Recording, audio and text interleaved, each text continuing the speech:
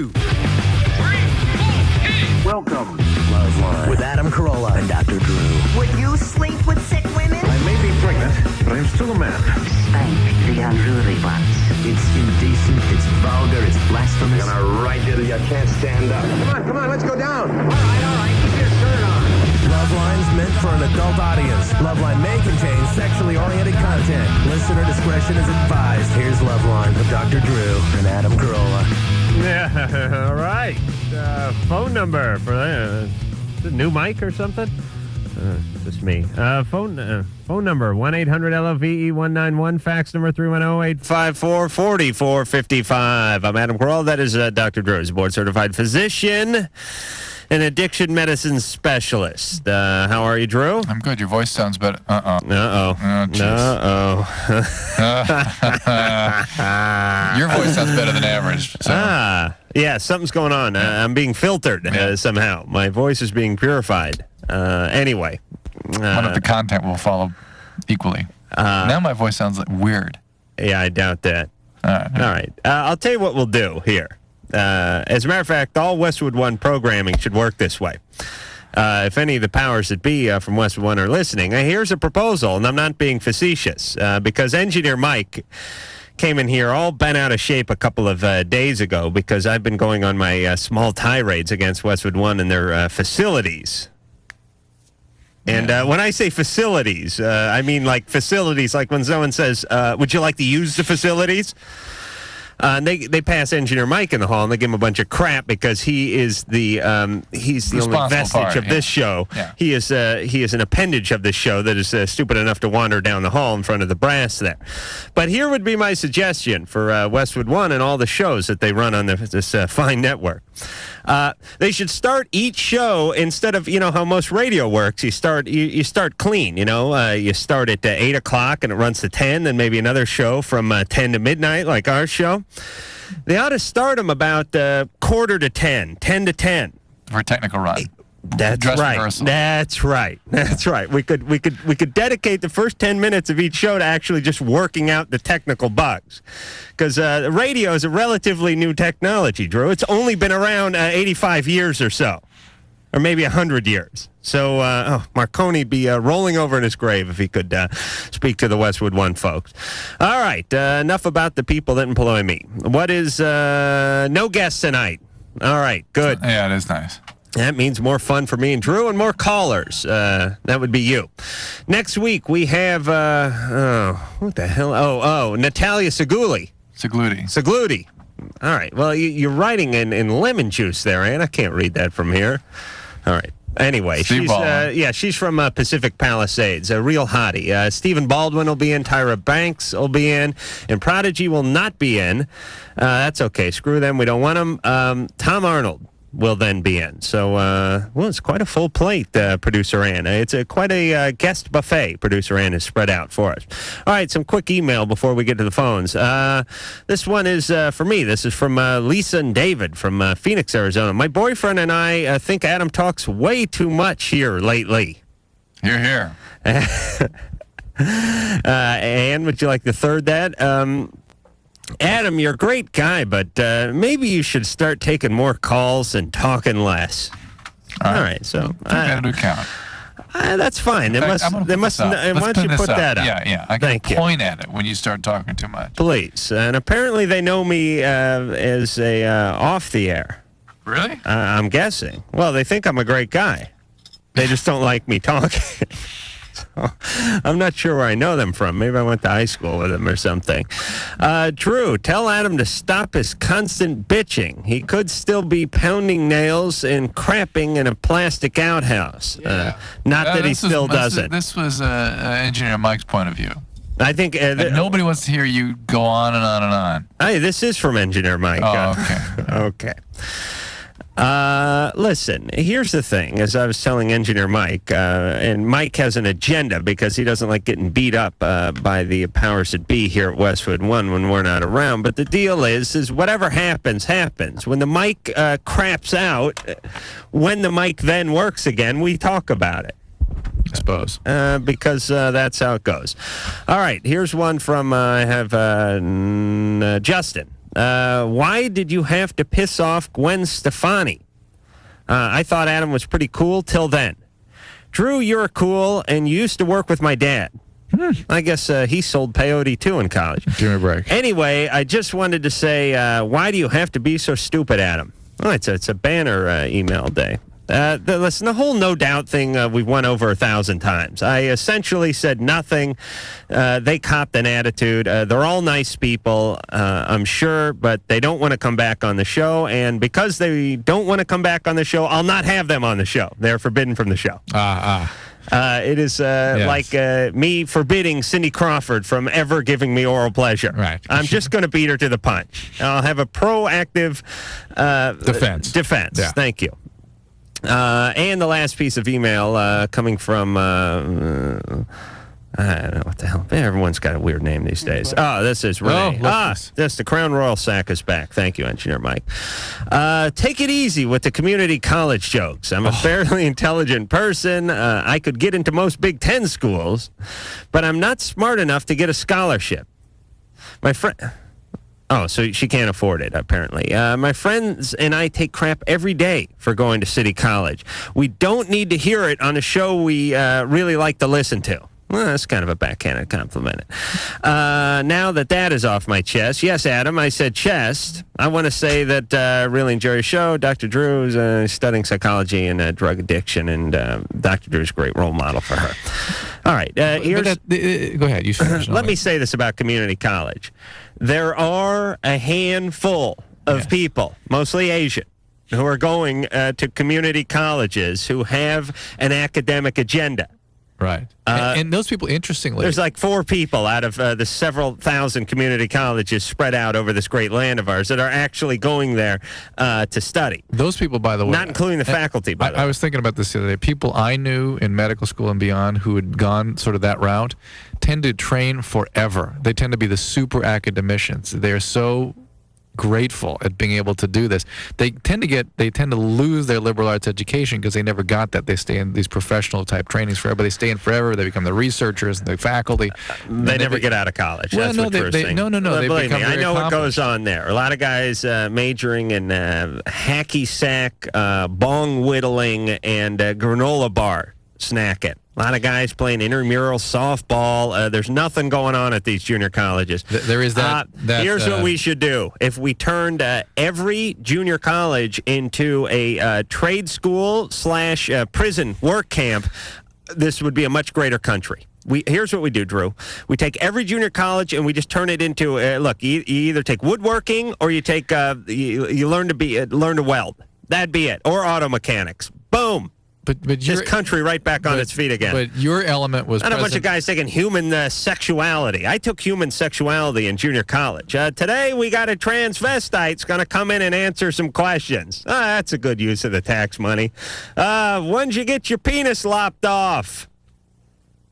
That's a transsexual, Larry. You really should have been here yesterday and studied the course outline. All right. Oh, please. Ann, 20. Hi. Hey. I got a question about birth control. Yes. Okay.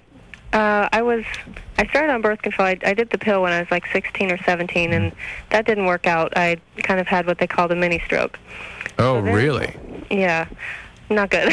What pill were you on? Do you remember? I think it was a something. Do you have any history of migraines?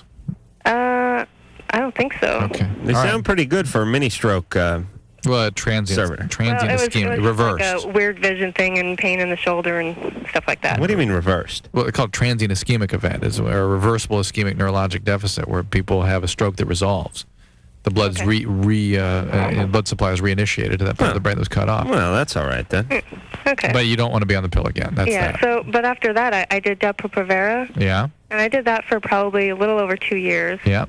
It was all right, except for I had like major mood swings and stuff, which could just be me anyways, because I have a history of that. But I stopped taking that like around probably October. And so I haven't been on anything. And I'm just now finally, getting back to being normal again. But I don't want to have children ever. And I'd like to have birth control that doesn't screw with your hormones. Why don't you want to have children ever? I just don't want kids. Why? No. Why? I'm going for the wallet already, Ann. Yeah. 9 minutes into the show, I'm reaching for the backside. Yeah. And Why? it's not to scratch as usual. I'm going for the wallet. Oh, for pretty much every reason there is not to have them. There's, of course, the pain, and then there's the financial. The and pain? I don't want to be responsible for something like that. What happened to you that makes that so difficult for you to struggle with? Nothing. I don't know. I was raised by a single mom, if that's anything. And that was a painful experience or a tough experience? Or? No, I just saw what she had to go through to, raise a kid, and she had to dedicate her whole life to kids, which you need to do. Where's your dad? He's in California. Where did he cut out early? Yeah, they were divorced when I was probably like 7 or 8. You know what? I have mixed feelings about Ann saying this. On one hand, you think that's great. She knows what she's getting into with child rearing, and she's not up to it, and she doesn't want to do it. That's great. On the other hand, it's precisely the person that can look at things honestly and say that kind of thing that should be raising children.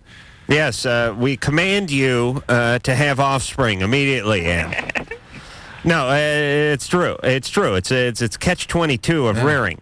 Yeah. All right. Because usually we're talking to the cocky 15-year-old who says, I need 3 of them for cuddling.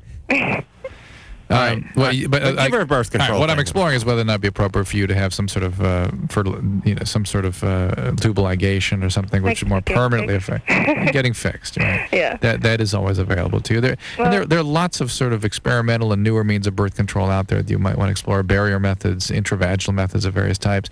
I hope. What kind of intravaginal methods, Drew? Like caps and rings, and there are various things out there that people could try. And I hate to Chachis?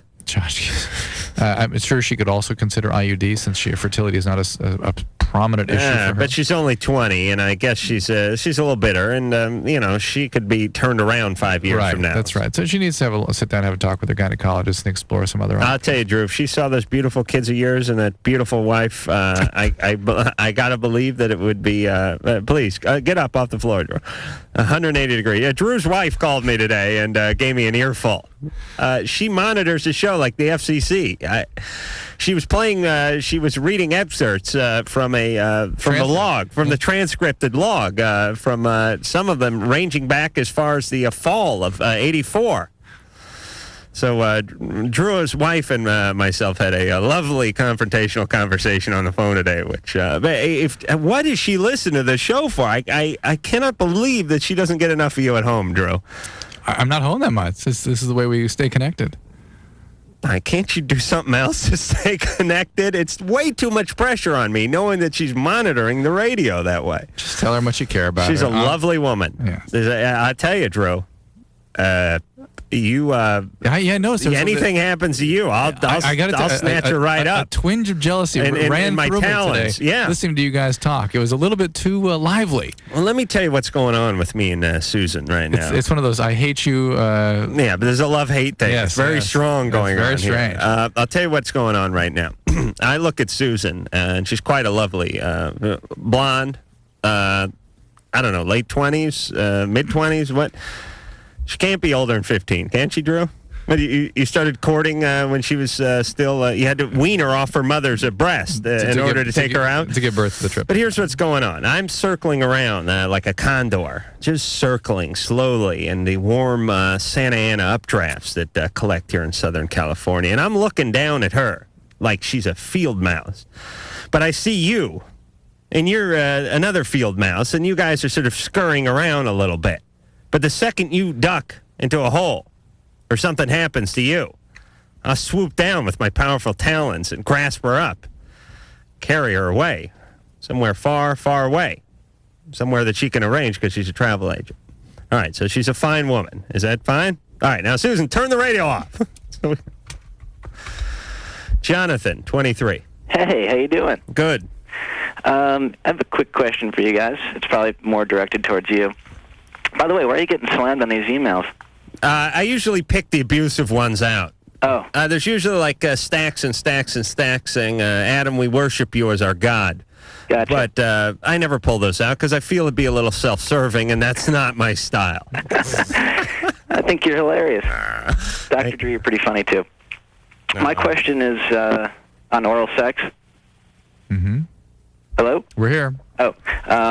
Try that again. Say your question is on oral sex. My question is on oral sex. Okay, Oral sex, go ahead. Thanks. Yeah, you got to kind of lead me on here. When I go down on my girlfriend, and I do it for 5 or 6 minutes, eventually she gets to the point where she says it's too intense and I have to stop.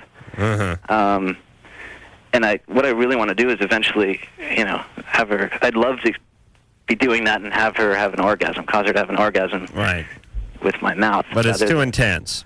Right, and I'm wondering what I can do to change that. Well, I was going to say Melrose Place starts at 9.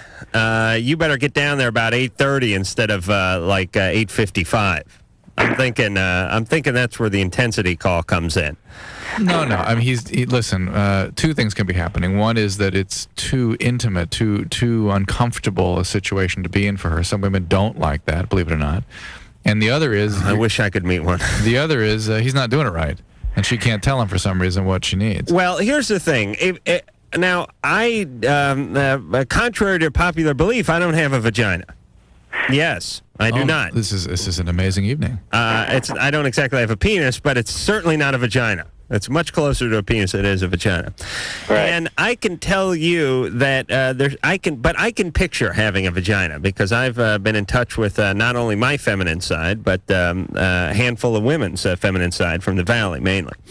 All right. And I can tell you that I can imagine it feeling good and intense, but once you make it 5 or 6 minutes, it's not the intensity thing. I mean, if she stopped you in the first 30 seconds, there'd be a weird intensity thing. Right, like it's too It's like you take your tongue, you rub it on the roof of your mouth. It's weird, and you can only take it for about 5 seconds. Yeah. Or somebody does something, puts their finger somewhere, or tickles you, or does something that feels strange. You can only take it for a very short period of time. Anything you can take for 5 minutes, you could probably take for 15. True. What, Ann? His logic is also What, Ann? I was just going to say, if you had a vagina, you would need some serious waxing. I'd have to be dipped. Oh, could you imagine the look? Oh, I'd have to.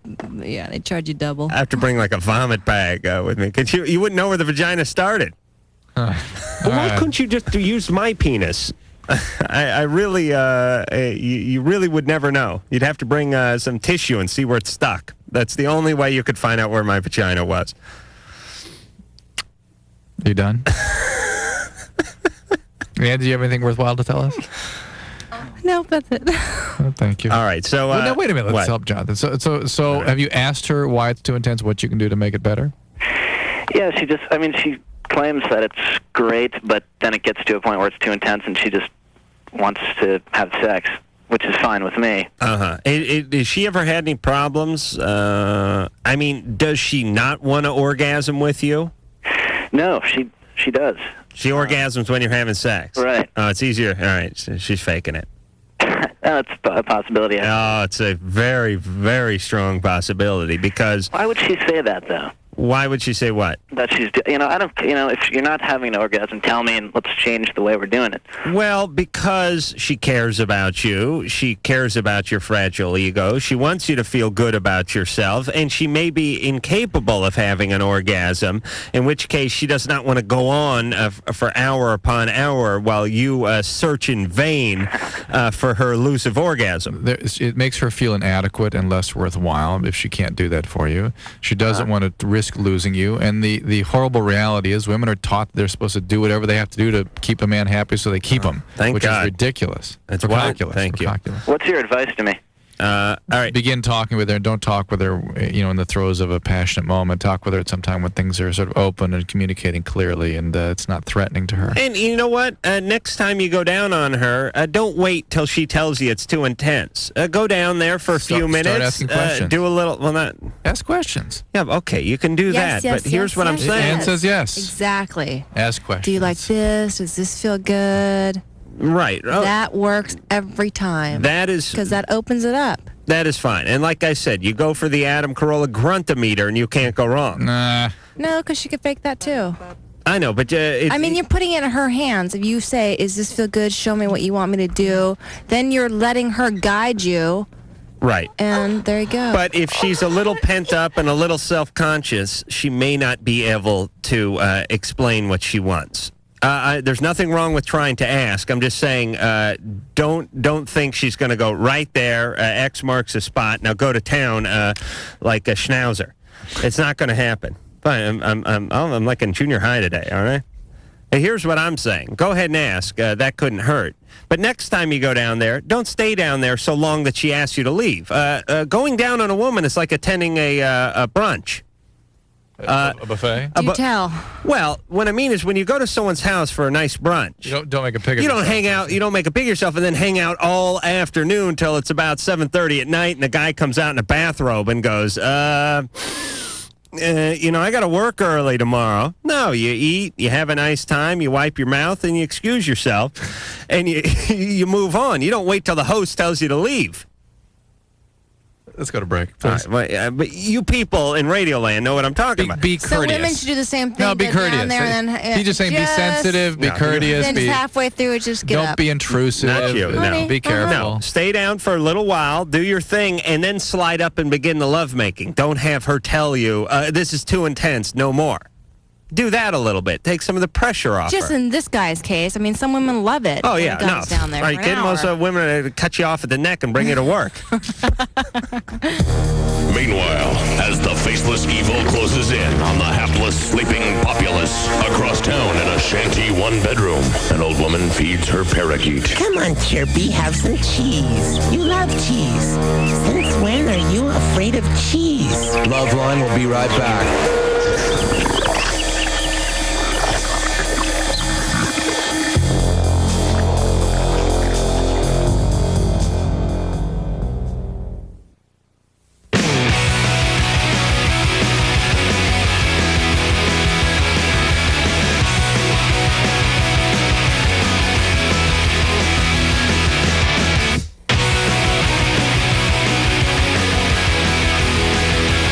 All right.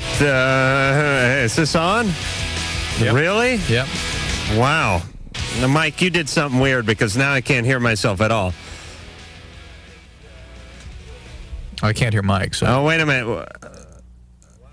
Oh, you know what? Oh, we're in delay. His headset is on delay. I can hear it all the way in mine. All right, we got to get out of delay, Mike. Push All the right. top button over Okay. there. There you go. All That's right. better. That was terrible. You had your headphones on last because you were yelling at me for turning them up too loud. What the hell do I know, Mike? Listen, let me tell you something about your title. It's Engineer Mike. It's A-hole Adam. Engineer. That's the operative word in your name. You know, it's funny. I call Engineer Mike if we're out. We're standing out in the hall. Hey, Engineer Mike. You Engineer introduced me that way at a bar. This is Engineer Mike. It's kind of cool. It's not like Gay Mike or Wide Load Mike or Brain Dead Mike. It's Engineer Mike. All right, I apologize for that. I was in some sort of delay or something in my head, and I couldn't find my bearings. Anyway, phone number 1-800-LOVE-191, fax number 310-854-4455. I'm Adam Carolla. That's Dr. Drew, and it's back to the phones. We go Jeff 14. Hi, Dr. Drew. Jeff. Is this a question for you? Yeah. Well, you know asthma, I know asthma. like inhalers. Well, I have severe asthma kind of, and I like would take these my inhalers, and I would like take many puffs, and kind of get like high off of it. It's like weird. I can't really explain it. I get high, and then I'd fall asleep, and like I would do this for a wide period of time, and what I want to find out You is mean you would use the inhalers repeatedly? Yeah, Just to get high? every night or once every 2 nights or not How every many? night. Which inhaler are you talking about? Prevental? Prevental? Yeah. How many hits would you take? I would take sometimes it'd be like 20, 40, 50, I don't know. Okay. You theoretically could cause a heart attack doing that. Yeah. Do you remember that model, Nikki? What's her name? Yeah. Taylor? Nikki Taylor's sister who died using an inhaler. She Oh, what a shame. different kind of inhaler. It was an epinephrine containing inhaler, which are much more Tragic. dangerous than what It's always tragic when someone good looking dies. It can cause a heart attack like right now. If you do it 20 times. If you Listen, overdose hold on. it, Sherry's you're got a right. puss on. It's tragic when anyone dies, but it's a little more tragic when someone good-looking dies. Right. Well, come on. You know I'm right. Yeah. Yeah. I mean, Jeff, are you good-looking? yeah. See, it'd be horrible. It'd be a tragedy then. Well, I mean, could it affect anything I do right now, or if I like playing a sport and run a lot, could it affect anything? I mean, I've stopped for about 2 months, 1 month. Well, it's out of your system in about 4 to 6 hours. Okay. I imagine even that high a dose, it's out certainly within 8 or 12 hours. So, Okay. so it's it's not that big a deal in terms of being able to exert yourself the next day. It's when you're under the influence it can cause a serious problem. All right. You done? Done. Good. Jim, 27. Well, hello. I'm going to get straight to the point, if that's okay. I was on a blind date last Valentine's Day, and I was set up by a girl I really liked about 3 years ago. And when I met the blind date, I really didn't like her, but I felt it would be crude if I walked away from the date. So I took her out. Yeah. Setups are very dangerous. Yeah, you're not kidding. Setup, even the connotation, like I've said before, setup has a negative connotation. It's like when you watch a gangster movie and they walk in an old warehouse. Wait a minute, where's the drugs? Wait a minute, it's a setup, boys. Got to get out of here. It was that. I mean, I didn't like her at all, but I ended up getting a hotel room because my home was 3 hours away. Oh, no. And I don't know why, but I ended up sleeping with her. Oh, gee. Totally out of character for me. I guess my only excuse would be hormones, but that's not an excuse. And Now, but Jim, have you ever slept with a woman because you felt that as a guy, it is your job to be a pig? And that's what I was thinking about myself. I have slept with a couple of women who I didn't want to sleep with just because I realized they would be very upset because... Oh, come on. That is ridiculous. Is what? Ridiculous. Please They would be try to fix upset. that. They would be upset if you were not attracted to them or you didn't like them. That would upset That's them. right. But And I did get that impression from her, like, if I rejected her, that she would be upset. Yes, of course you would, but she's going to be more upset when you reject her after you've established a real intimacy with her. But that buys you time. That sure is the problem. She keeps trying to continue this non-relationship. Yeah, now she's really upset. Now Right. You got a big She problem considers here. me to be her boyfriend. Oh. And I've never told her I love her. She clearly understood that it was a one-night stand and that there weren't any She did not understand that. Listen. Tell that to the vulva. Yeah, a woman understands if you sleep with her, you must be having at least comparable intimate feelings, and they just don't get the fact that men don't. Yeah, but they don't want to sometimes because women will try to get you liquored up on occasion. There are some women out there. Is there a particular case? Yes, there is a case. I went all the way to San Diego to have sex with someone I didn't want to have sex with. Tell us about this. Really hope she's not listening, but this is years ago. I was very depressed, and I was probably I don't know, 23, 24, and I met this girl with some other friends at Barney's Beanery, and I was attracted to her at the time. And she lived in San Diego. Let me translate. Did you have a few beers in Yeah, you you were at the time? loaded. Yeah, translate. Okay. Between the beers and the beans, I was filled with gassy love, and my head was swimming with alcoholic bliss. And we talked on the phone, and this is why I put the kibosh on this computer dating business, is because we started getting into each other over the phone. I was terribly depressed. My girlfriend had dumped me 6 months before, and I was still pining after her. Anyway, the point is some months later, I decided I was going to drive out to San Diego and spend the weekend with her. That ain't putting your big toe in the pool. That is just jumping in. That is doing a cannonball off the neighbor's chimney right into that icy, murky death. Well, it's terrible because it was the first night I ever met her. Well, this is basically the same thing that happened to me, and I showed up, and she answered the door, and I went, I want to go home. That's what I did. That's the first thing that popped into my head. And naturally, she invited me in, and the drinks started flowing. And I made it out the first night because I got so drunk I just passed out, and we just passed out. And the following morning, I got up, and I said, I got to get back to L.A.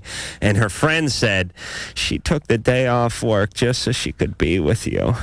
And I went, and I started turning into a big sucker, like or a big heel, like when Fred Flintstone would pull some, screw around with Wilma, and she was looking so forward to you being okay, all right. And it's almost peer pressure. You run into that. That's right. So I stayed that night. And immediately just got right back on the booze and had some of the worst sex she's ever had. I gave her the best 45 seconds of her life she should have gone lesbian after that. I mean, you've never had such sloppy, pitiful lovemaking in your entire life. I was really horrible. You're depressed. Listen, when I'm inspired, I'm not good. Now drunk and uninspired. Well, unlike yourself, I guess I've got one redeeming factor here is the fact that I don't want to hurt her. I didn't want to hurt her. That's why I slept with her, Jim. So what I'm trying to do is... This is an interesting corollary to the male mind. It's pathetic. Well, Both of you are saying the same thing. I'm not saying you're doing anything different than any other guy does. But I've tried to give her some hints, though. I mean, like I've told her I don't like feeling trapped. One time she said that, she acted like it was an honor for me to have her, and I kind of laughed. All right, Jim. I'm trying to run a business here, on my website at www. But she keeps trying to interrupt my work during my calls and stuff. I don't know. All right, listen, Jim, tell her in no uncertain terms, and then never return a call, never have a conversation with her. That'll hurt her, though. No matter what, it's going to hurt her. The longer you wait, the more. Listen, when you get a kid vaccinated, it hurts him, doesn't it, Drew? Yeah. But in the long run. Yeah. Thank you. All right, and guys do sleep with girls because they feel badly. I swear to you, because Anne, I know you're not from this school. What? I know you've led a pretty pristine life sexually, but here's what I'm saying, and I guess Sherry. All right, now I'm going to Sherry's pass, but the point is this. She makes her own clothes. You give Sherry like a doily and a couple curtain swatches, and she comes back in the next day wearing it. It's an amazing woman. She's a real pioneer. Except for the tats, she's a pioneer. But here's the deal. Come on, Sherry. I'm kidding. All right. When a woman really throws herself at a man, and not that you ever would, Ann, because you're way too demure for that, but there are many women out there who will just throw themselves on a guy. And when you really throw yourself on a guy and make it clear in no uncertain terms that you want him and you want him in a bad way and you want him tonight, and that man says, no thanks. Not no thanks, I got a girlfriend. Not no thanks, I'm married. I'm in San Diego. I'm sleeping on your bed. No thanks. That is a tremendous slap in the face. I mean, you'll never get over that. So what? You sleeping with her and then not ever calling her, that's a slap in the face. It just makes it more difficult. It's going to be difficult at some point. Yep. All right. I say chivalry is not dead, and there's still men out there willing to sleep with women on the first night. But you guys beg to differ, and that's your opinion. All right, Drew, sell the hell out of the next call, please. We're talking to Dan, who broke up with a difficult girlfriend 2 years ago, still troubled by it. The voices are trying to throw me off while I'm trying to concentrate on this. Okay, you're safe. Thank you. LoveLine will be right back.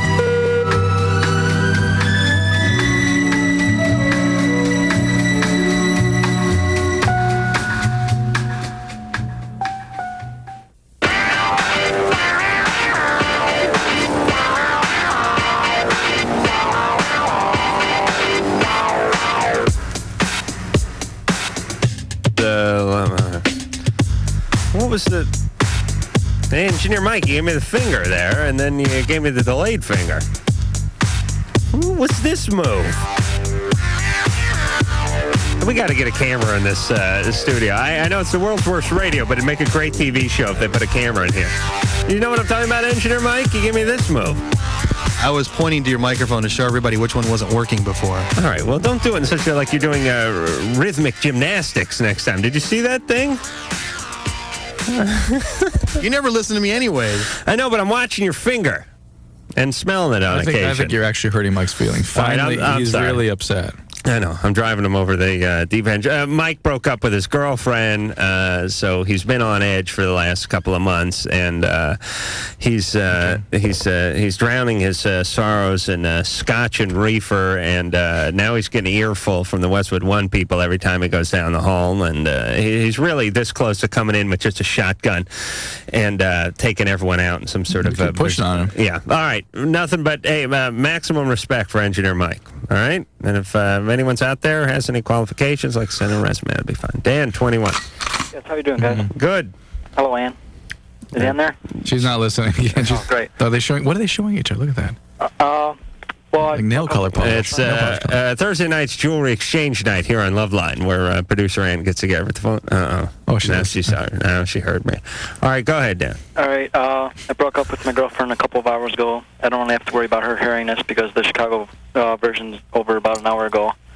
But I mean, I really cared about her, and she was raped, molested, and her parents don't support her at all. She has 3 jobs this summer, and she has to pay for her own schooling.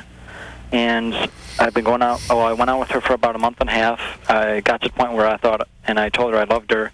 I lost my virginity to her, and now today we broke up. And although I think it's for the better because she's been so busy. I mean, why'd you break up?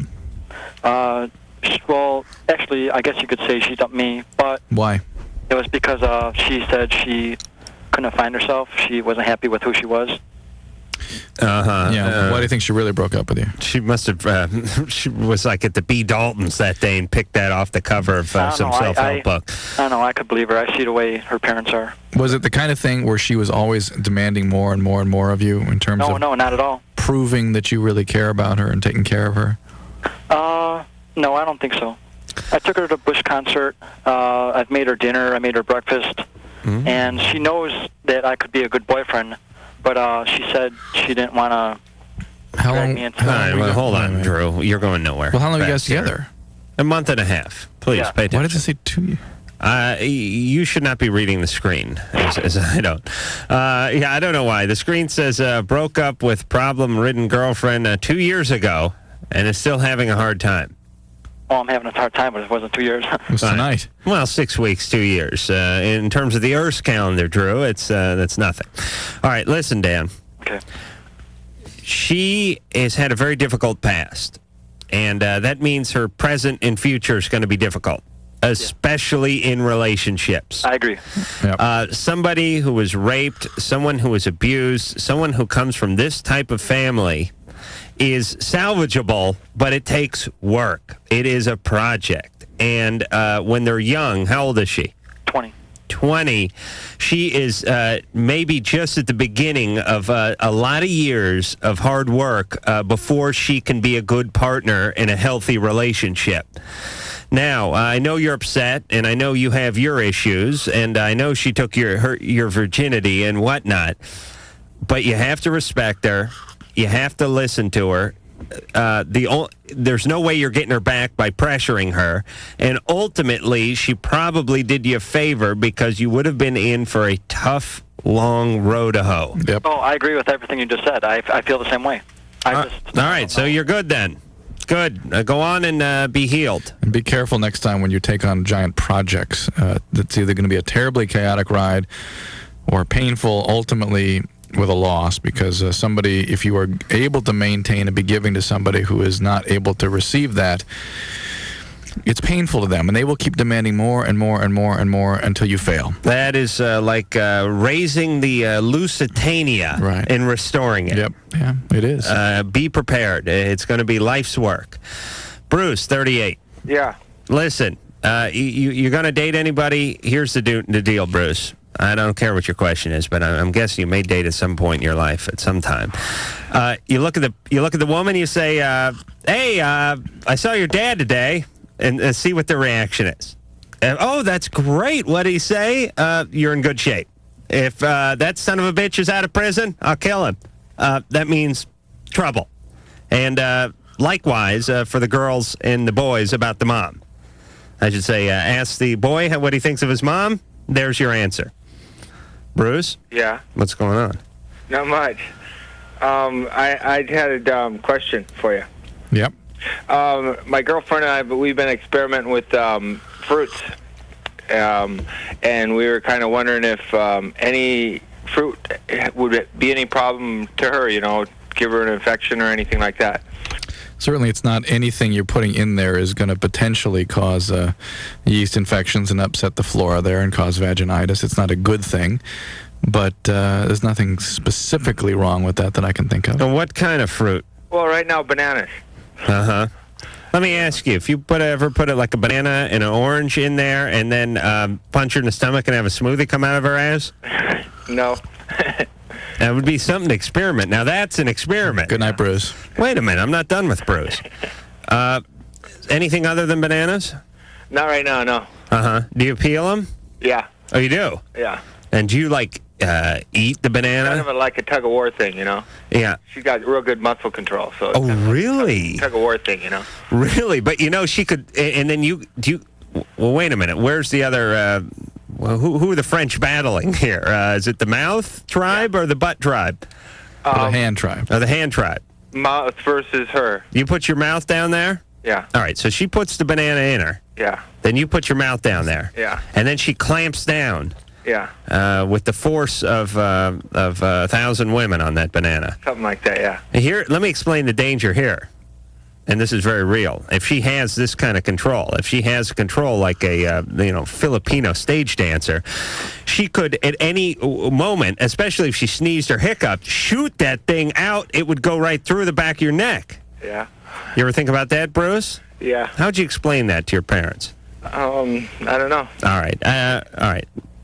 So you then eat the banana until you get to her. Yeah. I'm not into mixing the food with the sex. I never did get into that. That whole whipped cream and strawberries. Don't use whipped cream either. You don't use whipped cream? Never. Just the banana. Yeah. All right. Why don't you just break down and get yourself a vibrator? Because it'll break out your front teeth if you do it. I guess I shouldn't have asked that question. But listen, I don't know. Someone call in tonight if you're into this. I'm not into this. I don't like the food with the sex at all. I did not pick up how he said vagina. Did he give the virgina? Didn't. Bruce? Yeah. Say vagina. Vagina. All right. See? Almost. No, he wasn't close. Listen, I like to eat before sex, and I like to eat after sex, but not during sex. And if I do eat during sex, it's just me and the matzah. It's not like I'm going down and eating it out of. I don't. Here's my policy. I don't eat stuff out of people. That's it. I don't have grapes shot out of people's butts into my mouth. I don't eat bananas out of vaginas. I don't have people, regurgitate things. I don't want someone to put like some kielbasa under their arm and have me nibble it out. I don't eat stuff off of stuff. I use like a paper plate and a napkin. Like a civilized human being. Quite civilized, I must admit. Thank you. Sometimes I use the good paper plates, the real stiff ones. Randy, 29. Hi, nice to talk to you guys. Good to talk to you. First of all, Adam. Yes. I want to tell you who I think you look like. Okay. Everyone was talking about, who you look like. We get the Gilbert Godfrey, which really is not fair. I don't really see that myself. The man is all of 4'2". Yeah, and you're a big strapping man. Now you're talking, Randy. Go ahead. Anyway, I have thought for a while that you look like that doll in the Nissan commercial. Oh, really? G.I. Joe doll guy that falls out of gets in the car and drives it around. Now, this is very ironic, and I know the ladies are. Yes, I have a good laugh in there, Sherry.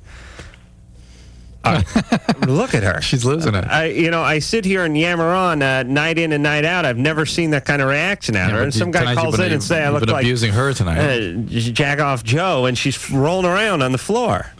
All right, here's what's ironic about that. Remember I've been blabbing about that CBS thing I did? Right. Did you see that, Randy? Actually, no, I didn't get to see that. One of the segments in that was I went to the Will Vinton Studios in Oregon, in Portland. Right here. Is that where you're calling from? Yeah. Right. I went down to the Will Vinton Studios. I interviewed the guys who made the dolls and who did the commercials, and I did a whole remote edited bit on how that commercial was made. And there was pictures of me holding the doll up next to my head, the rugged adventurer Nick doll, and doing things with my eyebrows, and I did kind of look like the guy. Wow. So same hair at least, same nappy hair and big in your brows. mind anyway, so yeah. I'm telling you, Drew, I should have taped the show. Did they show it on the show? Yeah, they showed it on the CBS thing. Dang. So it's kind of bizarre that you bring that up because, anyway, it's weird for me. Well, it's odd that I never saw it. Right. When I first saw you on the TV, that I was trying to tell my friends who listen to the show what you look like, and that's the closest thing I could come up with. Well, it's just ironic that there's another TV show where I held that thing up right next to my head. And I know the woman who painted the faces. And said separated at birth. You did? I swear to God. Wow. If you'd taken the time to watch your partner on television, then you'd know as well. But I guess you were busy that Friday night. All right, Randy. Yeah. We got to go to break. Hold on. Okay. All right, but here's what we're going to do, because we really want to get to your call. Okay. Do we want to do that? Yes, we do. All right, we're going to go to break. We're going to come back. It says your question is you broke up with a pregnant girlfriend. And we'll find out. Is that right? Yeah, basically. All right. We'll find out why Randy did such a dastardly deed after this. I don't think they're aware of how much they suck. This guy is an asshole. That's not very nice. You kissed my mother with that mouth? I mean, your mother? LoveLine will be right back.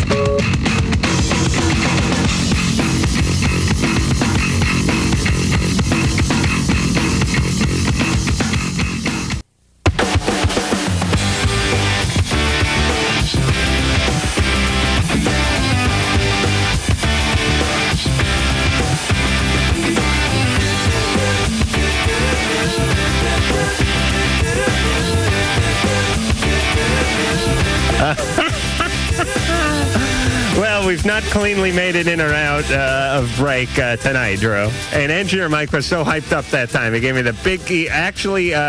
his fanny got out of his seat by at least 3/16 of an inch, and he gave me the big point, and then I started talking to the mic, and... then he turned the mic on. Then he turned the mic on. I'm being gaslit here, I'm sure. All right, LoveLine, 1-800-LOVE-191, fax number 310-854-4455. I'm Adam Carolla. That is Dr. Drew, not the love doctor, not a counselor, not your friend. A board-certified physician and an addiction medicine specialist. He is an internist. An internist is just the same as your family doctor. Similar, yeah. Yeah, not quite as good as the family guy, but it's a little different training than family practice. All right, let me just say that coming up next week, Stephen Baldwin, Tyra Banks, and Natalia Coletti, Cajuli, Sagluti. We had her on the TV show. She's she's 18. She's dark-haired. She's just has that olive skin. You remember her, Drew? Oh, for Christ's sake. Can't you just go along with this for a second? You remember her, Drew? Yeah. Yeah, really good looking. Yeah. A vision. 18. So good looking that you wouldn't want to even rub any of your stink on her. She's pristine. She's like a porcelain clown. You just have to put her up on the mantelpiece and look at her. And you couldn't touch her. She's really, wait till you see her. It's really spectacular. And she's from Pacific Palisades. Hey, isn't Brittany Powell from Pacific Palisades, or is it? Oh, is she going to show up too? Yeah, maybe Brittany will come out. Oh, jeez. Bring that gay boyfriend of hers. Oh. Bring me some baked goods. Ow! I tell you. Oh, between that Brittany Powell and that She Natalia. can bring you a little birthday present. Oh, that's right. Ooh. All right, Brittany, if you're listening, my birthday is, when is it? Tuesday? On the Monday? 27th, Adam. All right. Brittany should come down, and she should... She can meet Stephen Baldwin that way. That's right, and we should have a little celebration. Did we do the break? No, and we'll be back in 10 seconds. This is LoveLine on Radio Station. WEBN, Cincinnati.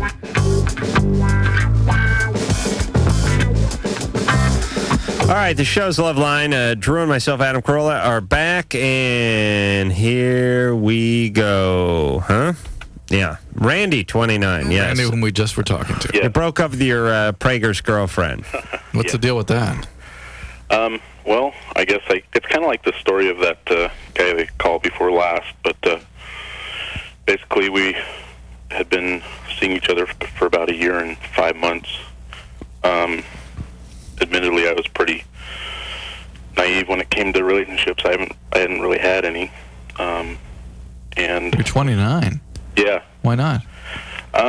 Just my personality is not conducive to meeting the women. What does that mean? I'm just real shy and nervous around women. And why? I don't know. I just always have been. Uh-huh.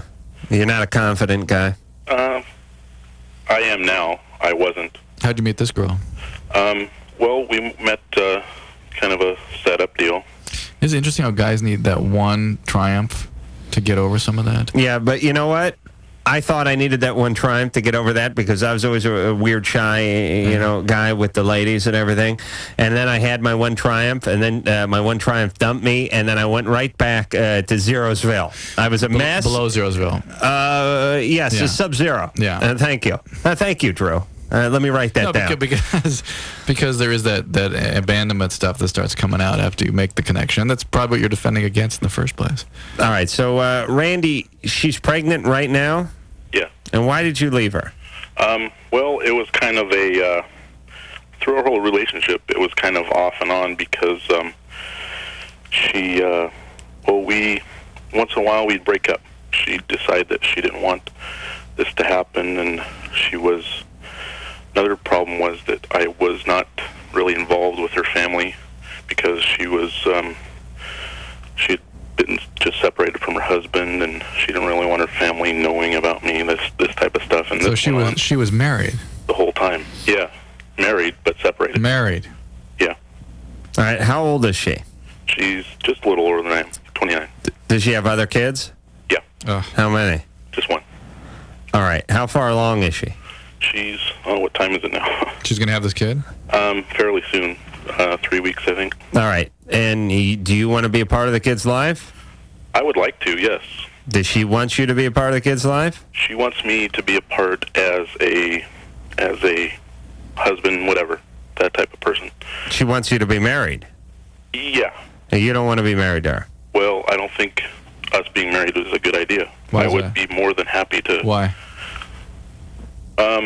Well, another thing came up recently was her religious thing, and Ray, you don't have to talk in riddles. Just spit it out there. What is it that bothers you? Why wasn't this going to work out in your mind? because of the past, basically, us going back and forth, off and on, her deciding that she didn't want to, include me in her life, and then, other than us, and then deciding that she would rather be with me than not be without me, and then later on. All right, listen.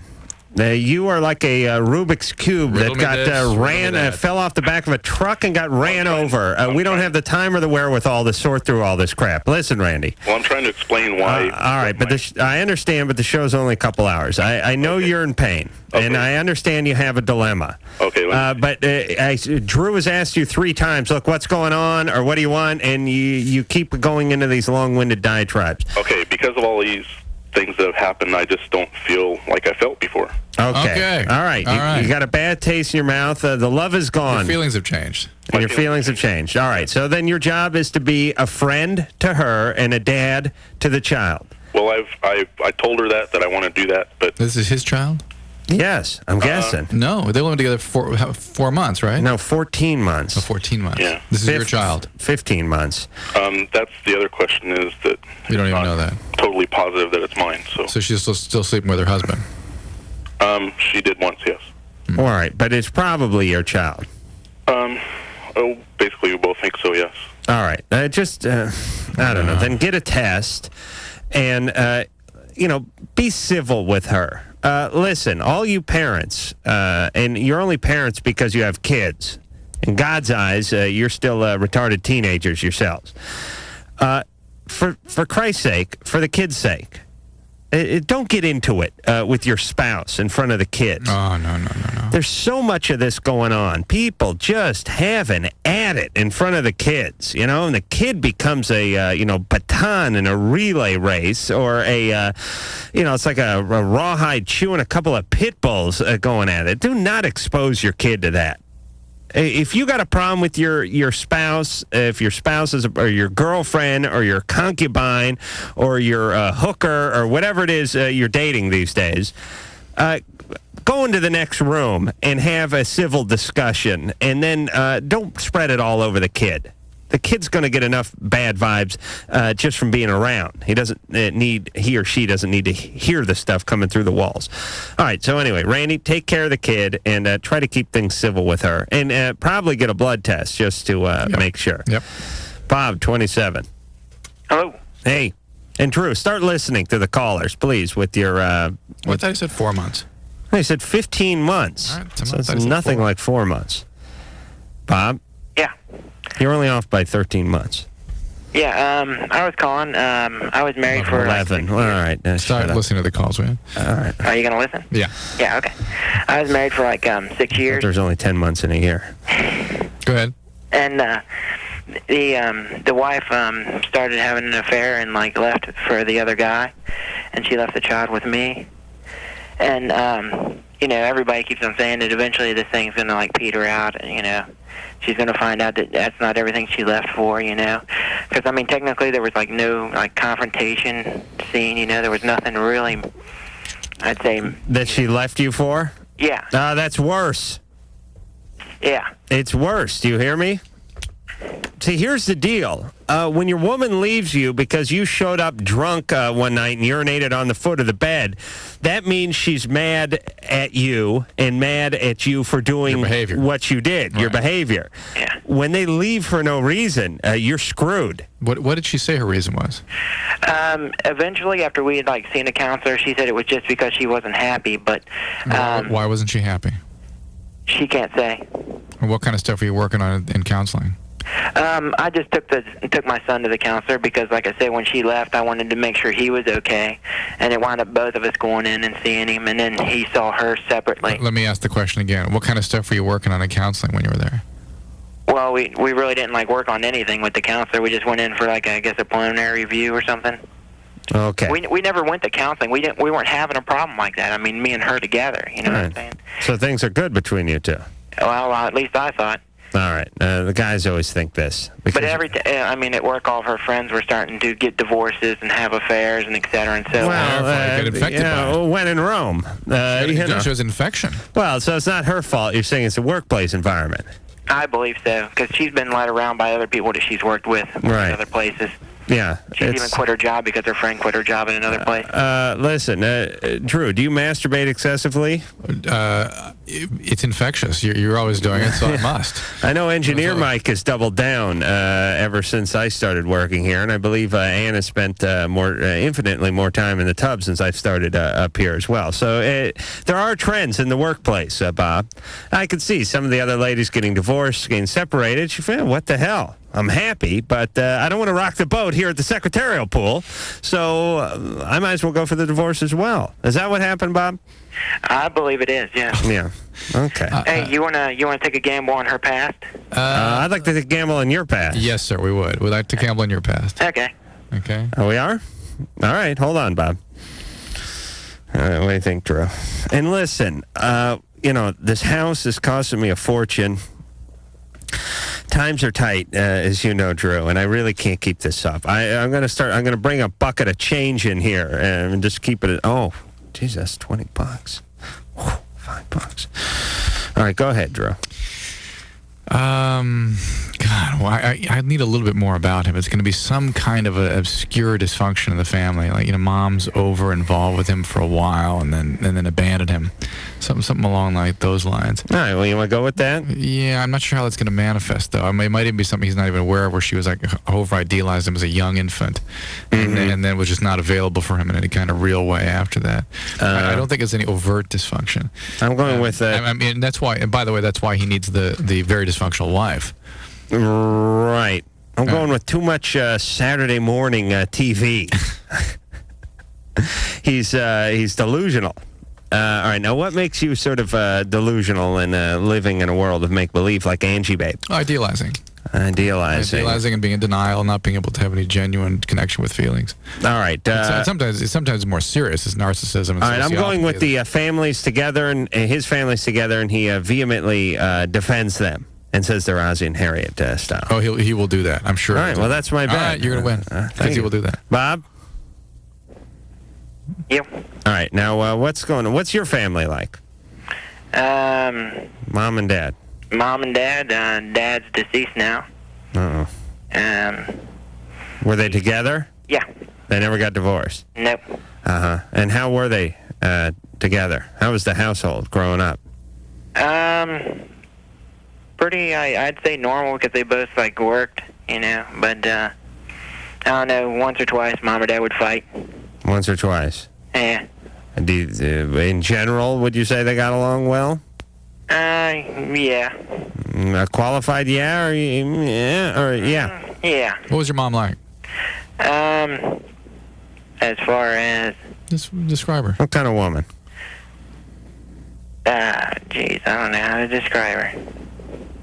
Did you have mixed feelings about her? I guess, yeah. What didn't you like?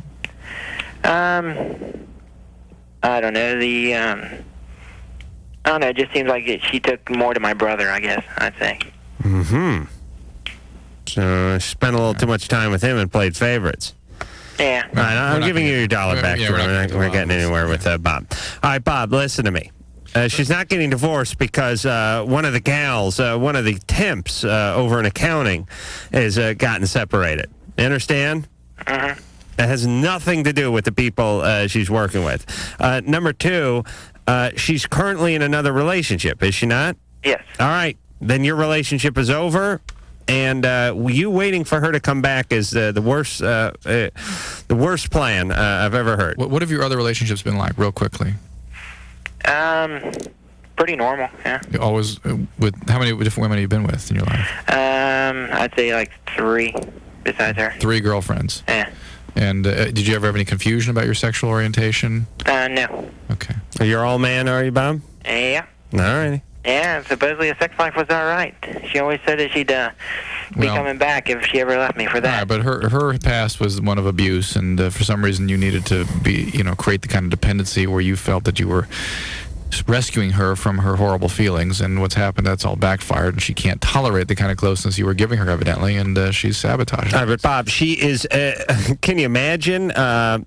Here's Bob's level of denial. The girls at the office made her get divorced. B, she's now shacked up with another guy, but don't worry, she may come back. Oh. I hate to be the delver outer of tough love, but please, Bob, it's time for you to move on for your child's sake. Maria, 26. Hi. Hey. You guys are great. I listen to you every night. We're into you too. Huh? Oh, thanks. Yeah. Well, I was calling in response to the guy who called in earlier about going down on his girlfriend, and she said it was too intense.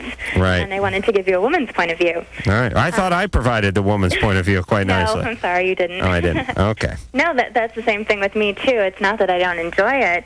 It's really great, but it's just so sensitive that it's almost better to make love. Really? Yeah. And yeah, how long can you tolerate the gentle caress of a man's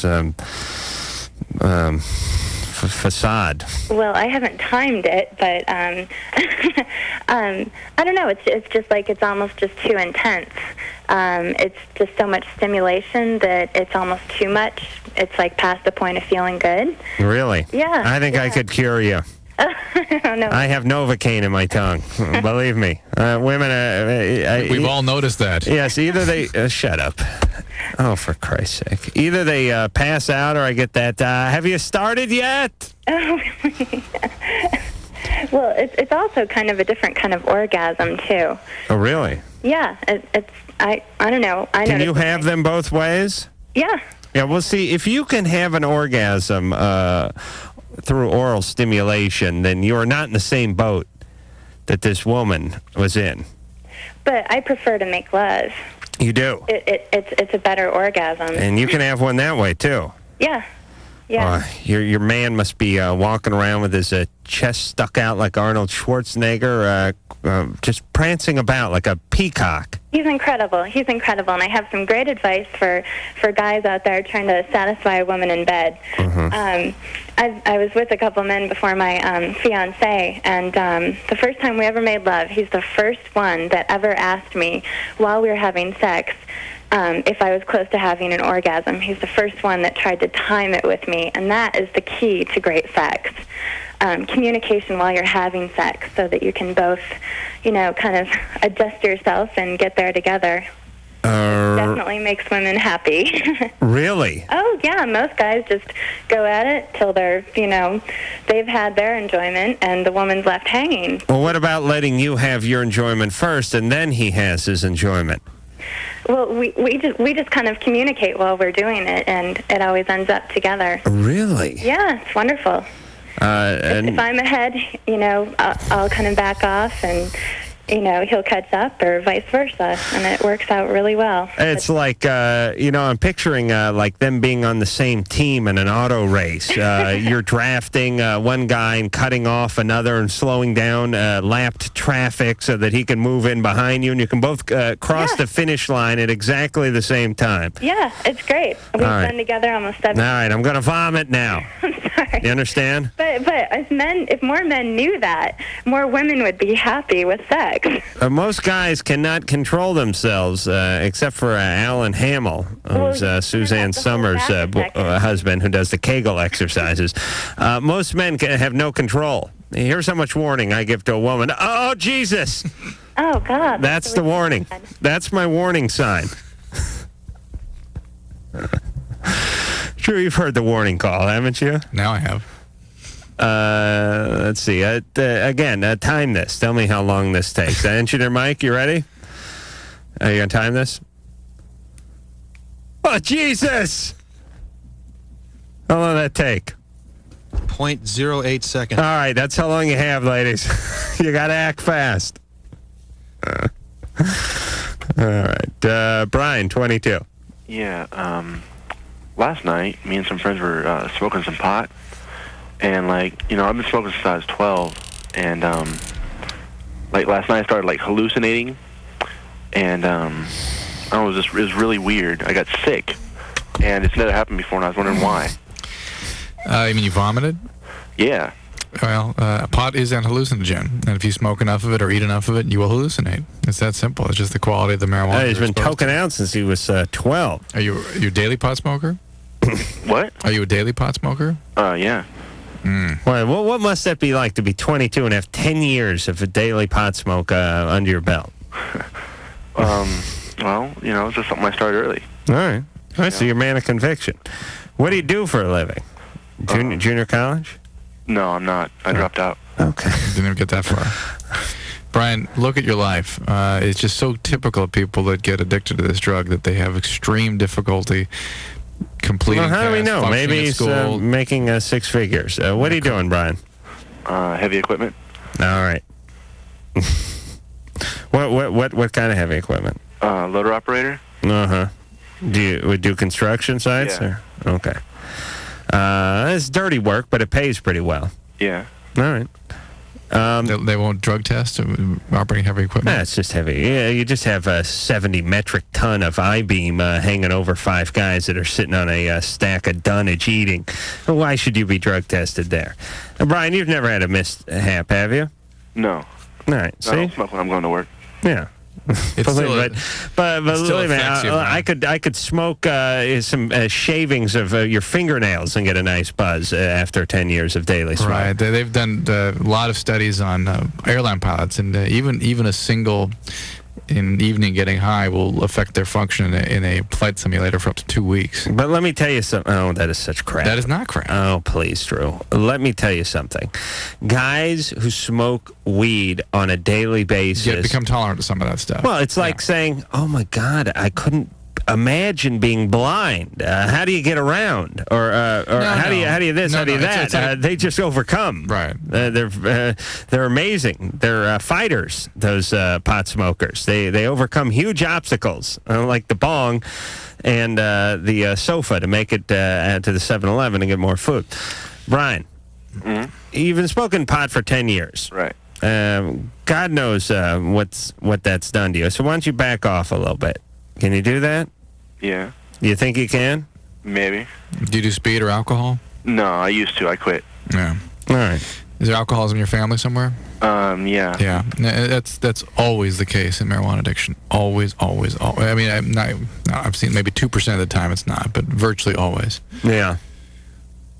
Well, I'm thinking of my friends who smoke a lot of weed. Yeah. No, not in the family. Oh, yes. Ask. No. Ask? Ask? Ask the question. I have. You know their grandparents? Yeah, I dated one of them. All right. All right. Let's go to break. All right, smart ass. I read you like a book. I don't go in for these backdoor shenanigans. Sex, drugs, rock and roll. Shenanigans. Dips, chains, whips. You know, basic high school orgy type of thing. LoveLine will be right back.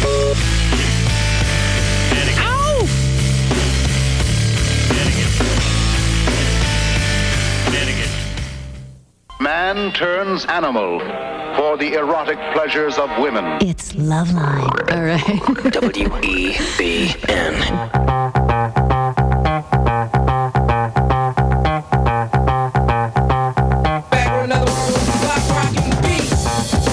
Hi, this is Clive Barker, and you're listening to LoveLine with Adam Carolla and Dr. Drew. I'll tell you what that is, Engineer Mike. I have said this on the show many times. The Brits mock us openly with their pronunciation because they put that stinking A where the R should be. Carolla. Thank you. They say water, right? They don't say water. They say water. And where else do they put the A in there? ER is always A. ER at the end of a word. Is an A. Yeah, I'm trying to think of other examples of finer and finer. Okay, bad example, Engineer Mike. But here's the point. When they have a golden opportunity to use an A, for once, they get to use their beloved A, like the name Corolla. What do? Carolla, and they put an ER at the end of it. Now, if this is not open mockery, I don't know what is. Listen, if you're so enamored with the A sound, if you love the A so much, this is a golden opportunity for you to use your beloved A. But no, we get the ER. Like when they say spa, they say spar. Really? Oh, yes. My English girlfriend and I lived in Santa Monica for a while. That's absolutely bizarre, and no limey can explain this away. Please, somebody, some linguist or somebody from England, please call and explain why they put the ER at the end of the when they see the A. Finally, you think they'd have an opportunity, you think they'd seize it. But anyway, love that Clive Barker, and if I ever go gay, I'm going to Clive's house. Terry, 21. Hi, guys. My problem's somewhat lengthy, but I'll make it as short as possible. About 2 months ago, I left a bad relationship. I lived with this person for 6 months, but I knew him for 5 years. I moved from Michigan to California under the impression we would live together but have a platonic relationship. What?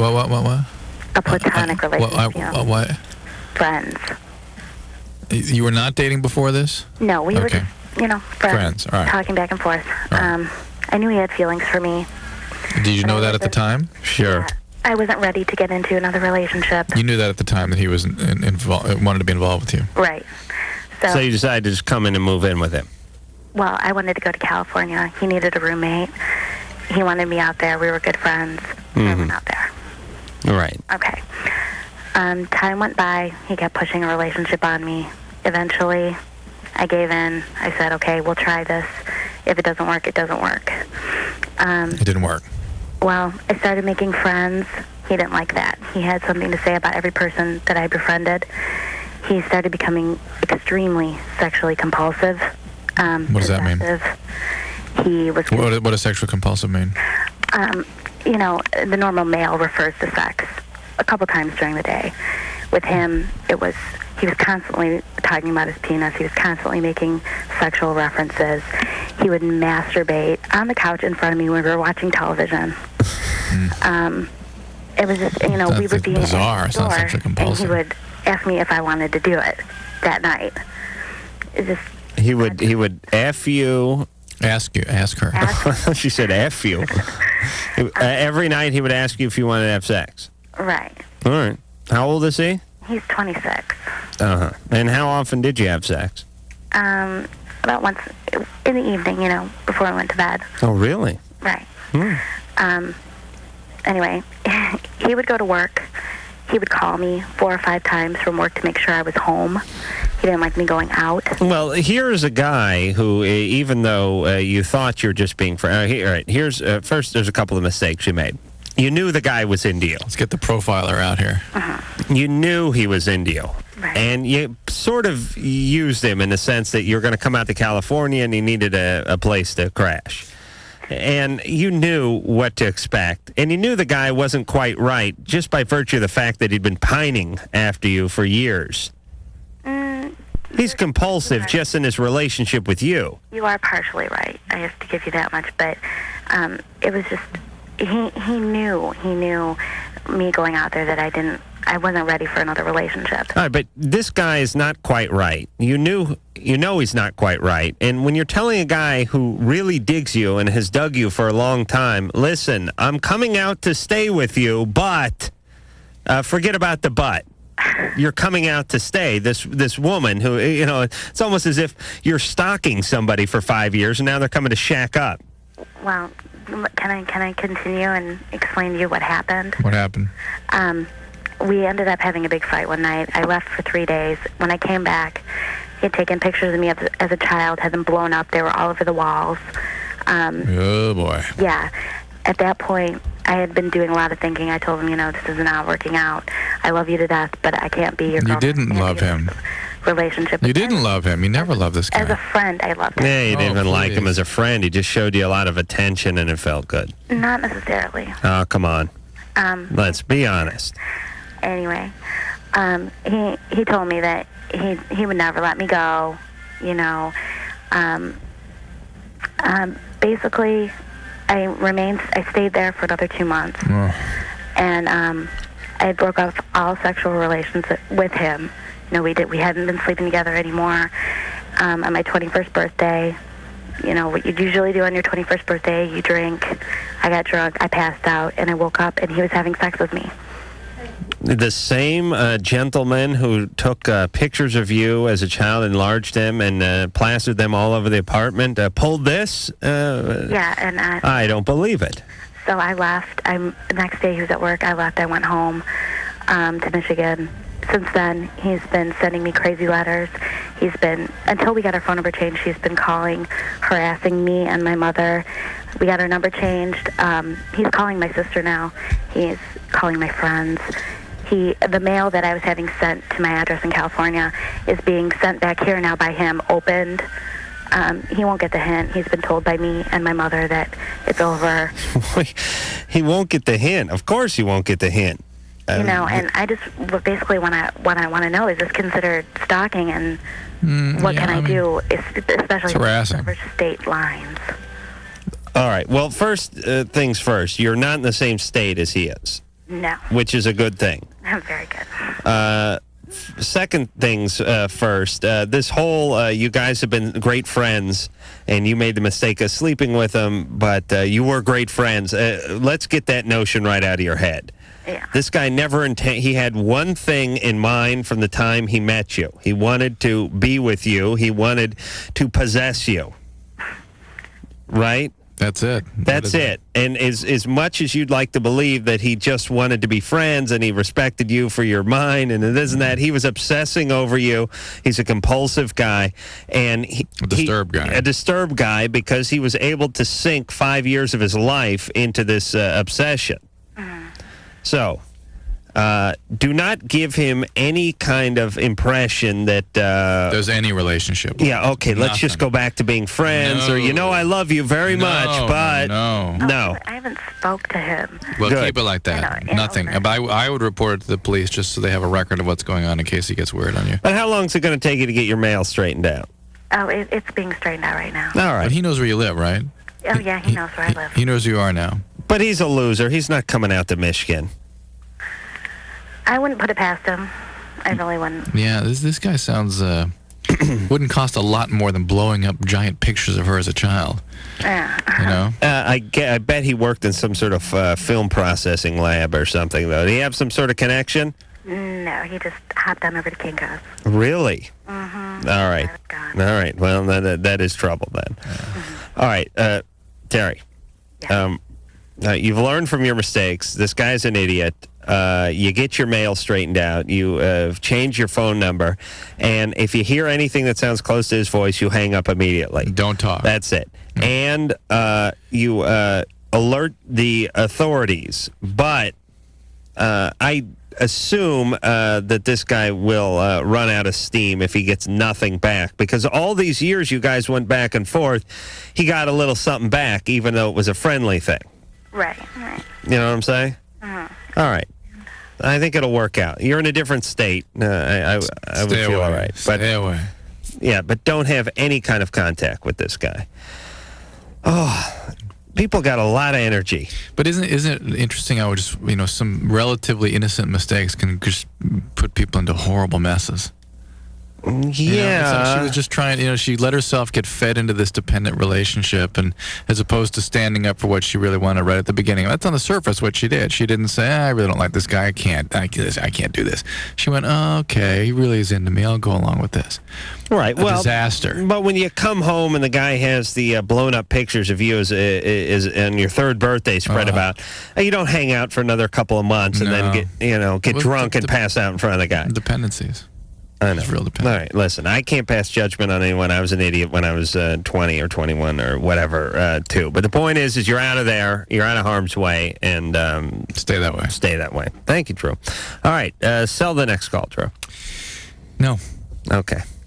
I began to float up and away from my body.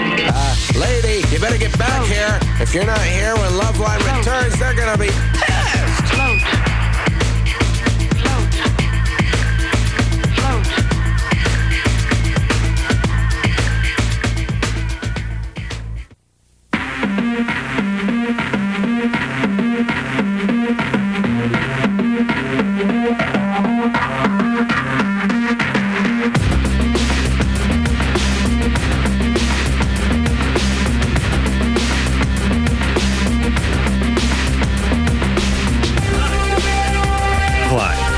And that's Dr. Drew. Hi. And our job is to kid around a lot. But yours is. But radon gas is no joke. we should do some PSAs, Drew. All right. LoveLine, 1-800-LOVE-191. Fax number. Screw you with the fax number. Back to the phones. Matt, 25. Hi, I just want to call in about the argument 2 nights ago with Dr. Drew and Liam. Mm-hmm. From the sneaker pimps. Yeah. Yes. Yeah. Well, I just thought I wanted to register a big kudos for Dr. Drew. Like, you guys don't seem to know a whole lot about gay people, but Dr. Drew seems to know more than Adam for sure, although it's kind of clinical. Like, it was great when the Hellraiser guy was in there, because he seemed to know from his own experience. Clive Barker? Yeah, that's right. He's a great guy. Listen, nobody knows more about the gay community than me, Matt. I'll have you know that I was anointed by the king of the queers to be the one heterosexual representative of the gay community. Sure you were. Absolutely. You think I'm kidding? But I just want to say that Dr. Drew is right on, because that Liam guy doesn't know what he's talking about. I mean, like, too many people equate, like, being gay with drug abuse or whatever kind of like rebellious stuff he was talking about, and he just has no idea what's at stake. It really is a shame. Wait a minute, that wasn't his argument. No, he was advocating social change and that everybody should stand up for themselves, just because how else are we going to change the prevailing sort of social environment? And I'm saying that it's so pathetic when people don't think about the individuals and the impact that a particular recommendation or the behaviors or the political positions are going to have on individuals. The call was a 19-year-old calling from college who wanted to spring on his very religious, very oppressive, very stern father that he was gay. Drew, and my reaction was that he should wait until he's out of college because his folks are footing the bill for his college and may very well cut him off. That was yours. My position Liam was couching it as this whole like rah rebellion. Yes, thing. right, exactly. Doesn't work. That just doesn't cut it. Like, well, it's right, exactly. It's a political position. There's no basis in reality for the human beings who are going through this. And it's not even going to be like effective. I mean, I'm gay, right. And I've been out for like 4 years, and only within the last like 9 months out to my parents, and it worked out so much better to do that. But what you needed, first of all, you needed clarity about who you were and what it meant for you to be gay. Secondly, you needed a support network of peers that you could fall back upon. And third, you needed to be in a less dependent position with your parents. Yeah. If you don't arrange all that before you go in, you're either doing it as a reaction to something, which Adam picked up on, that is, he was just going in to piss off his dad, quite literally, or somebody's enticing you to do it for reasons that are unhealthy. Matt? Yeah. How's the Bahamian? What do you mean, how? I wasn't calling because I. All right, but just out of curiosity, is it intact? No. No, it isn't. I've been out for a while. No, I'm just saying. I now where the trend is turning, but I've talked to a lot of gay men, and they're just into the oral thing. Well, there are those oral specialists out there, but you know. Oh, and I'll tell you, I believe. I know I'm going to catch some flack here. I believe men are better women at most things. I think they're better cooks. They could probably clean better. They could do almost anything better except for the whole birthing thing. So I believe. Now don't listen. I know Anne's got a puss on. Here's what I'm trying to say. Actually, I'm just completely ignoring you. Oh, okay. All right. So that's just a normal puss. It's not puss. even worth my puss. But here's the deal.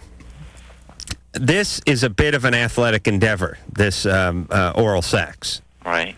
And I believe that a guy, once he's well-schooled, like a guy like yourself, Matt, right. Been around the block a few times, been around the maypole, the fleshy maypole a few times, that you could probably do a better job orally than even an experienced woman. Would you agree with that? I would be willing to take the test. Okay. Well, I don't know if I've...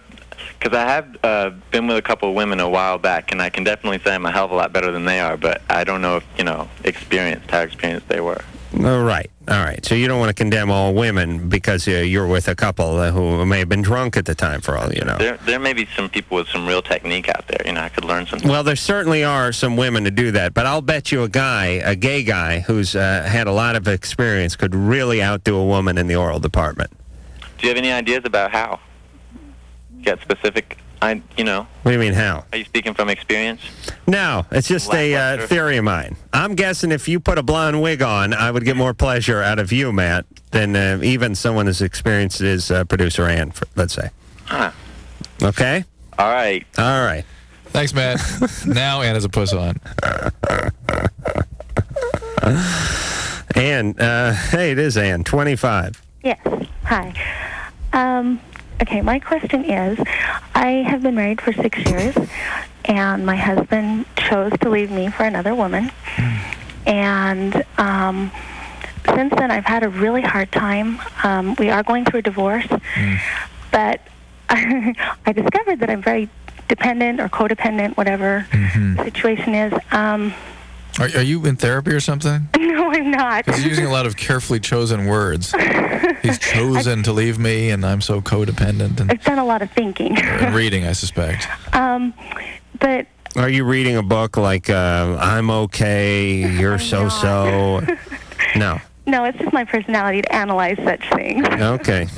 But I went out to a club, kind of as, my husband was cheering me on. Oh, I have my woman. Now you go ahead and go find whatever you need. And I went to a club with good intentions, and I got drunk, and I haven't drank in the last 6 years. And I met a guy and ended up making out with him on the floor and giving him my phone number. And the next day, I ended up at his house, and we ended up having sex. which is It's funny. Guys go over to people's house. Women end up there. You know, and I'm saying, guys, it's so funny when a guy describes picking up a woman, he'll describe it as if it was a laborious chore and he did all the work and overcame. Meaning he'll say, here's how a guy describes it. I went out to the party. I slapped on a handful of Aqua Velva, and I went to the club. And then I met this chick. She was really hot. She was sitting across. I started going over. I slid a drink over to her, and she had that. And then she looked at me, and I went over and started talking to her. She didn't want to talk to me at first, but I gave her another drink, and before you know it, we're out on the dance floor. The next day, I went over to her house. Here's how a woman describes it. Before you know it, I was drunk, and I woke up in this living room. One thing led to another. One thing led to another. I'm 6 months pregnant now. No, it wasn't quite like that. Well, anyway, we did end up having sex, and A little vengeance sex, a little payback for hubby? I guess because it wasn't meaningful in any way. He hasn't talked to me since, and I didn't expect him to. Mm-hmm. But I've never been with anybody but my husband. Oh, really? Oh, you have been naughty. The first for me to be with, and that's why I know that I'm codependent. I just don't know quite how to break the cycle, because I know my mother is also, so I don't know how to get into the social stream without going down the street going, oh, I wonder if he's single. Oh, look, he's good looking. I don't want to feel like I have to have a man. Right. Yeah, so is your dad an alcoholic? No, actually, my dad is a wonderful guy. He's a wonderful role model. W.C. Fields was a nice guy. Why do you say your mom is a dependent person also? My mom and dad were divorced when I was just a baby, and my dad's always been in my life. He's always been there when I needed him. My mom has been remarried and divorced a couple of different times, and she's single now. So and she does the single thing, like she'll call the newspaper and that's great. Your mom's embarrassing the hell out of me. Take the tube top off, for Christ's sake. You're 57 years old. Well, she actually has very high moral standards. She just needs a man in her life. She's desperately searching for a husband. And I don't want to be like that. Yeah, you don't have to be. You're 25. There's nothing wrong with you. The only thing wrong with you is you question yourself too much. You're fine. She's a very dependent person. True. I'm trying to build her up here, for Christ's sake, in the 30 seconds we have left. Can't you go along with me? How do you undo a lifetime of dependencies? It's not. Yeah, that's a very good question. How do I undo this? Oh, jeez. Honestly, more than we can handle on the radio. All right, see, I was sending her off on a high note, and then True had to chime in with reality. Let me see if I can summarize an entire, All right, well, listen, we can't. Ann, I'll summarize. Okay. Get help. Take it slow. A man is not going to correct you, even the right man. Do you understand? Right. Do not look to correct what is inside of you by something that is outside of you. There's a message. Right. That's a message I'm sending out tonight. Whether it be food, a job, a car, a relationship, or for a lot of people, Jesus Christ. Or money or anything else. Or money. Stop looking outside of you for objects to correct things that are inside of you. Right. Look inside of you for that. And one of the ways that you can start to have the experiences of feeling what those things are that you might be avoiding is by remaining alone for a while and having the courage to experience those feelings and explore them a little bit. All right. That's it.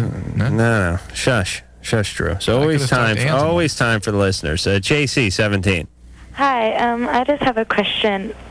A year ago, I had 2 abortions, like right after another. Right. And I heard like this lady talking yesterday, some lady who had like an IUD. Yeah. Who she had 3 abortions. Oh, on the this show? Yeah, yesterday. Yeah. And it really scared me. I thought you must talk somewhere, somebody. Huh? No, on our show we had an IUD call. Please, I remember. Try to pay attention, Drew. Okay. Anyways, I'm afraid, does that lessen my chance of getting pregnant ever again? Abortions can have that complication, but they typically don't, at least not 1 or 2. There's all kinds of things that can happen. It's a surgery. But provided that they went without any discernible complication, you should be fine, okay? What's up? Why'd you get pregnant twice? Huh? Why'd that happen? Because I'm stupid. What happened? All right. Okay, it was kind of not really the first time for both of us. I had sex before that, one time before that. Mm-hmm. But I guess we thought the withdrawal method worked. The withdrawal? Yeah, Twice? We're pretty smart. You tried that twice? Yeah. What are you doing now? I'm not having sex. We broke up. They're doing the super withdrawal method. Yeah, the withdrawal abstinence metheth. All right. Well, in the future, but you're going to get with a guy again, right? Yeah. And then what are you going to do? I'm gonna get on birth control. Actually, after the second one, I got on birth control. Oh, you did? Yeah. Condom still if you're with a new guy. Huh? Still condoms if you're with a new guy. Still have to practice safe sex. Definitely. Okay. I have another question though. When you're pregnant, does that change your mood? Oh yes, and people do not talk enough about the impact that having an abortion have on women's moods. You become bitchier. Well, you can get very depressed. While we were going out, I was not even like myself. I treated him like the worst. He was really supportive. There's two big issues. One is the biology of being pregnant and then having the pregnancy withdrawn from your body. That is a tremendous biological letdown. And also the issues of loss that women experience when they have a child removed from them. There's a lot of ambivalent feelings, a lot of connections that we can't even be consciously aware of that are broken. It is tremendously impactful for women, and women are rarely counseled and prepared for it. Mm-hmm. All right. I'll buy that. Why don't you try rapping at this time? Yo, kick some favorite stuff and LoveLine. I'll be right back in a minute. I'm sorry, that was really bad. You're just not street like me.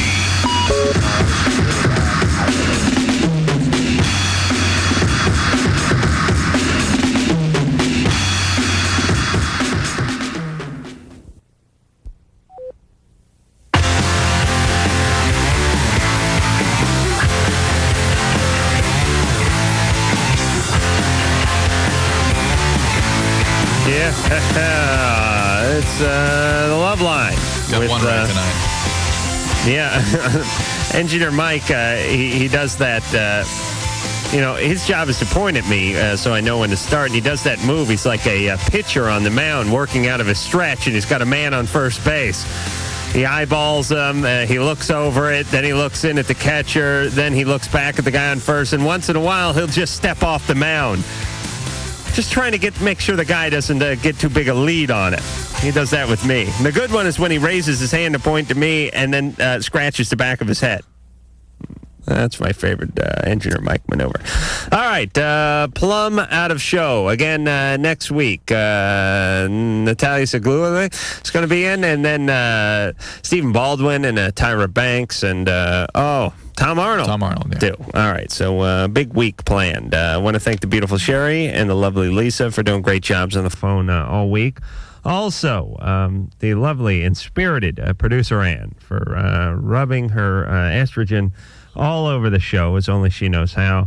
And, of course, it wouldn't be LoveLine if we didn't thank the wonderful Engineer Mike, whose trials and tribulations this week could be turned into a 3-part miniseries. It'd be on UPN, but nevertheless a miniseries.